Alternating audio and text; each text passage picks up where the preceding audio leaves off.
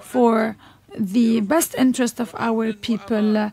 I wish you all success, peace, and security. May God's blessings be with you all.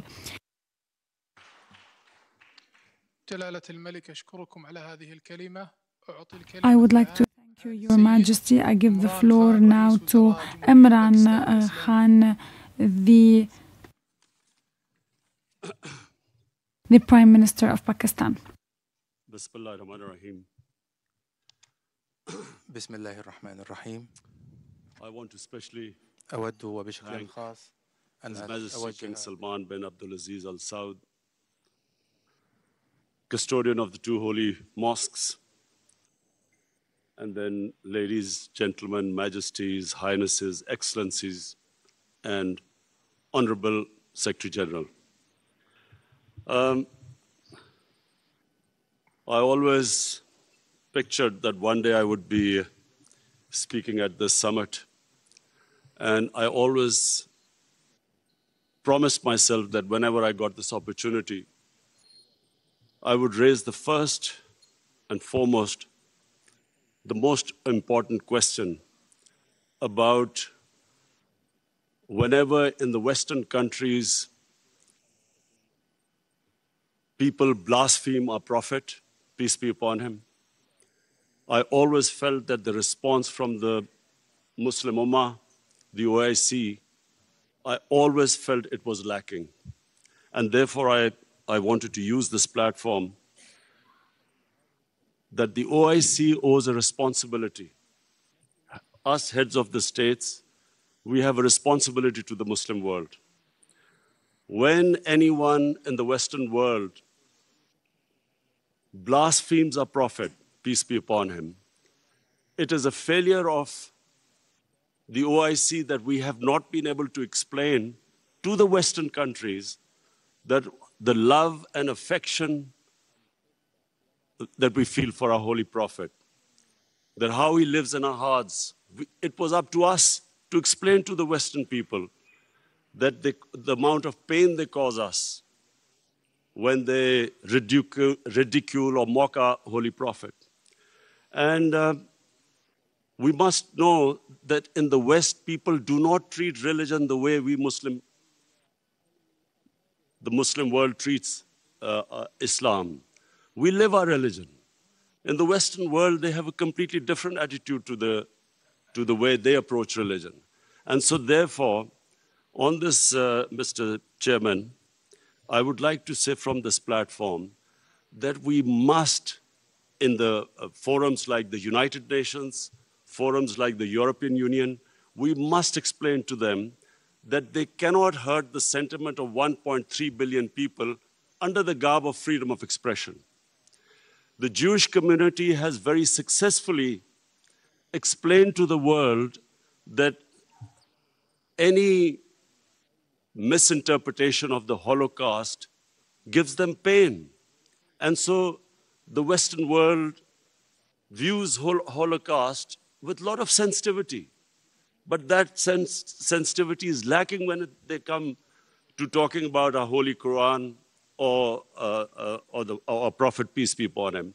So I feel that this forum must take it upon itself to explain to the Western world through these forums what it means to us and how we love and respect our Holy Prophet. Secondly, the Western world has very, through ignorance, partly, and willfully, they have equated Islam with terrorism or radical Islam with terrorism. I feel that this has done a tremendous amount of disservice to the Muslim community. Religion has nothing to do with terrorism. No religion allows killing of innocent human beings. But by doing this, two things have happened against the Muslims. Number one, it has led to Islamophobia. Whenever there is a Muslim involved in terrorism, the word Islamic terrorism or radical Islam, the moment that is referred to define terrorism, the people in the West cannot distinguish between a moderate Muslim and a radical Muslim. So the whole suspicion is raised against Muslims everywhere. This attack in New Zealand by this gunman who goes into a mosque and shoots 50 innocent people is because they cannot understand that Islam has nothing to do with terrorism.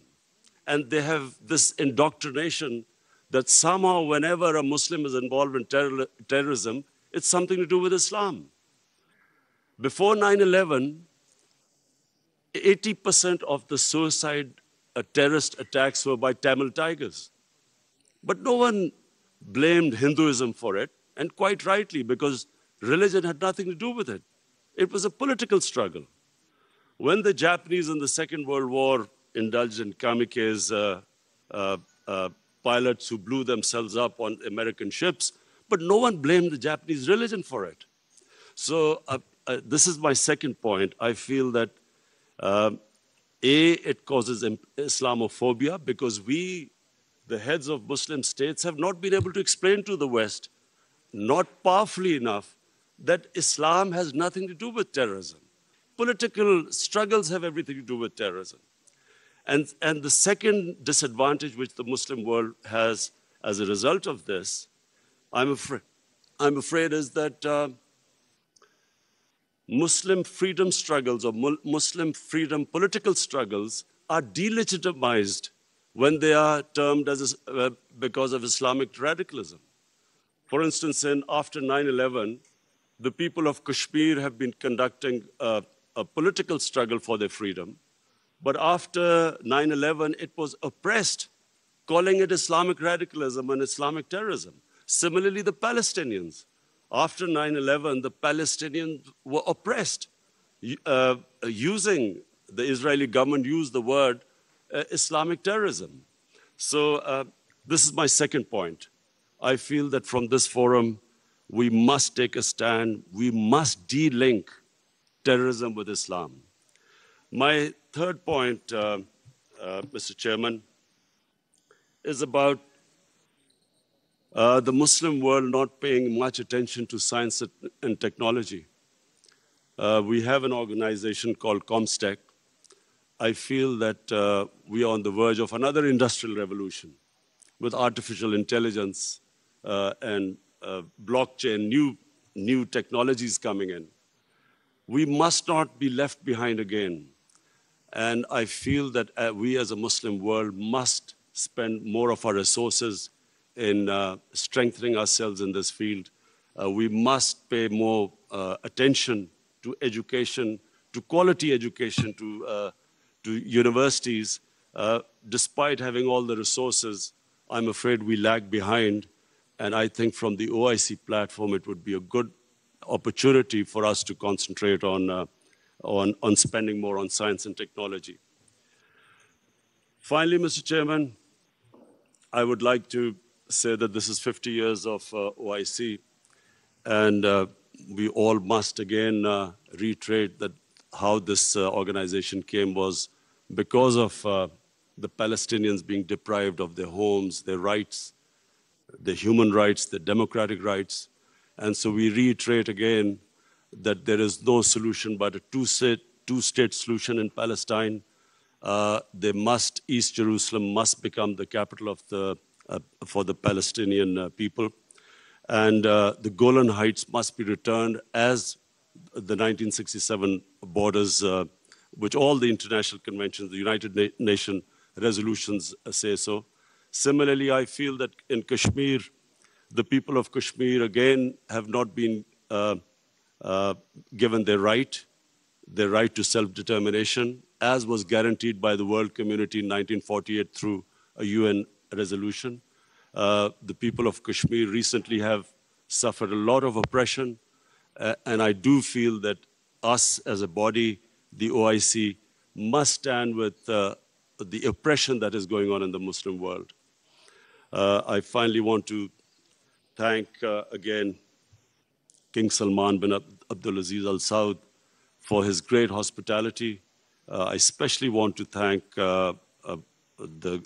we had the great opportunity to go into to visit the Rawza Rasul in Medina yesterday. And from me and my delegation, we want to say that it gave us the greatest happiness and pleasure to be able to visit the mosque. Thank you very much.